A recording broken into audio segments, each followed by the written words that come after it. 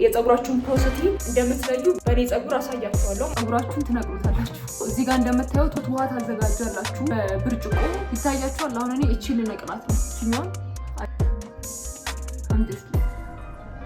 ኤቭሪዋን እንዴት ናችሁ?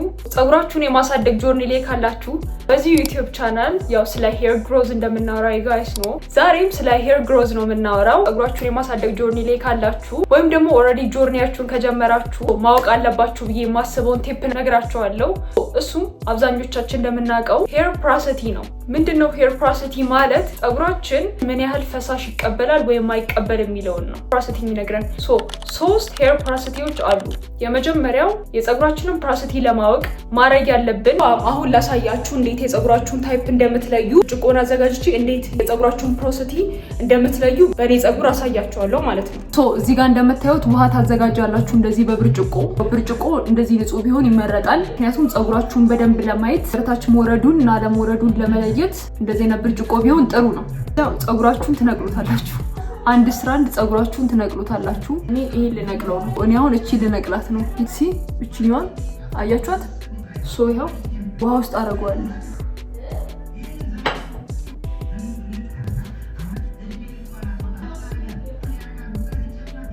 አምጪ ይፍ ጨምሬዋለሁ ማለት ነው።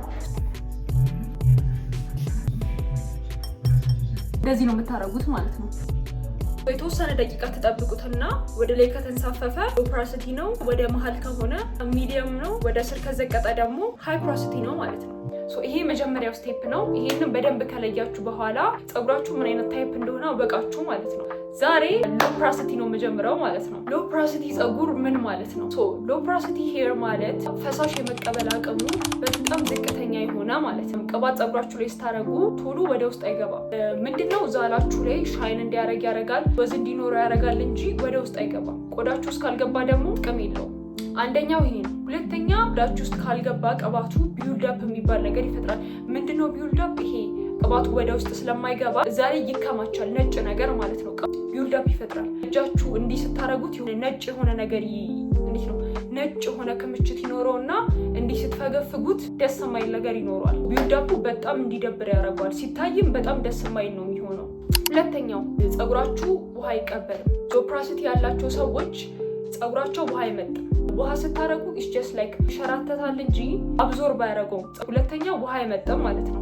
ሶስተኛው በጣም ይደርቃል። ውሃ ስለማይመጥ ይደርቃል። ሎ ፕራሰቲ ፀጉር ያላችሁ ሰዎች ማለት ነው። ለዚህ የፀጉር ታይፕ ምንድነው የሚስማማው ካላችሁኝ፣ በጣም ቀጠን ያሉ ቅባቶች ናቸው የሚስማሙት። አርገን ኦይል ኦልሬዲ ፖሩ በጣም ቀጭን ስለሆነ ቀጠን ያሉ ቅባቶች ናቸው ቶሎ ወደ ውስጥ እንዲገቡ የሚያስፈልገን ማለት ነው። ፎር ኤግዛምፕል አርገን ኦይል በጣም ቆንጆ ነው፣ ቀጭን ነው። ሌላኛው አቮካዶ ኦይል በእሱን ስታረጉት ፀጉራችሁ ወዲያው ይቀበለዋል። እንደዚህ ቀጠን ያሉ ቅባቶችን ስታረጉ ፀጉራችሁ ቶሎ ይቀበለዋል እና ዊችዝ በጣም ለፀጉራችሁ ቆንጆ ነው። ሌላም አሉ። ካን ጉግል ማድረግ ትችላላችሁ እነሱንም። አሁን ለምሳሌ እነዚህ ሺያ በተር እነዚህን ቅባቶች ለማስወገድ ሞክሩ። ፀጉራችሁ ሎ ፕራሰቲ ከሆነ እነዚህ ወፍራም ቅባቶች ናቸው። አዝማች አስ ፖሲብል እነሱን ለማስወገድ ሞክሩ። ሌላኛው ፀጉራችንን ስንታጠብ ምን አይነት ትሪትመንት እንጠቀም ካላችሁኝ፣ አቮካዶ ስንጠቀም ወፍራም ይሆናል አይደል? ትሪትመንቶችን ብዙ ጊዜ ታደባልቁ ወፍራም ነው የሚሆኑት አይደል? ወፍራምም እንዲሆን ነው የሚፈለገው። ሎ ፕራሰቲ ፀጉር ያለው ሰው የሩዝ ውሃ ቀላቅላችሁ እንዲቀጥን አድርጋችሁ ነው መቀባት ያለባችሁ፣ ቶሎ ወደ ቆዳችሁ ውስጥ እንዲገባ ማለት ነው። ያደባለቃችሁት ኢንግሪዲየንት ከወፈረ ማድረግ ያለባችሁ የሩዝ ውሃ ሊሆን ይችላል፣ የሮዝመሪን ውሃ ሊሆን ይችላል፣ ብቻ ሊያቀጥነው የሚችል ወይም ደግሞ የምትጠቀሙትንም ቅባት ሊሆን ይችላል። እሱን ሚክስ ታደርጉታላችሁ ማለት ነው። ታቀጥኑታላችሁ። ፀጉራችሁ ላይ ስትቀቡት ቀጭን ይሆናል ማለት ነው። ቀጥኖ ቆዳችሁ ውስጥ ቶሎ ይገባል። ትሪትመንት ዋይዝ ይሄን መጠቀም ትችላላችሁ። አሁን እንዳሳየኋችሁ ፀጉራችሁ ምን እንደሆነ መለየት ትችላላችሁ ማለት ነው። ሆፕፉሊ ጠቅሟችኋል ብዬ አስባለሁ። በቀጣይ ቪዲዮ ደግሞ ስለ ሚዲየም እንሰራለን። ከሱ ቀጥሎ ደግሞ ስለ ሃይ ፕራሰቲ እንሰራለን ማለት ነው። ያልበቃችሁ ሰዎች ካላችሁ ይሄ ነው።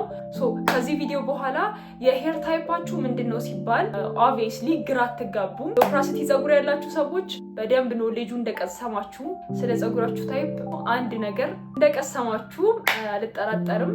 ከዚህ በኋላ የሆነ ሰው ስለ ሄር ፕራሰቲ ሲወራ ግራ አይላችሁም ማለት ነው። እንደዚህ አይነት ፀጉራችሁን ለማሳደግ የሚጠቅሙ ቪዲዮዎች ብዙ ነው ያሉት። ከዚህ በኋላ ብዙ ነው የሚኖረው። ስለዚህ ሰብስክራይብ አድርጉ።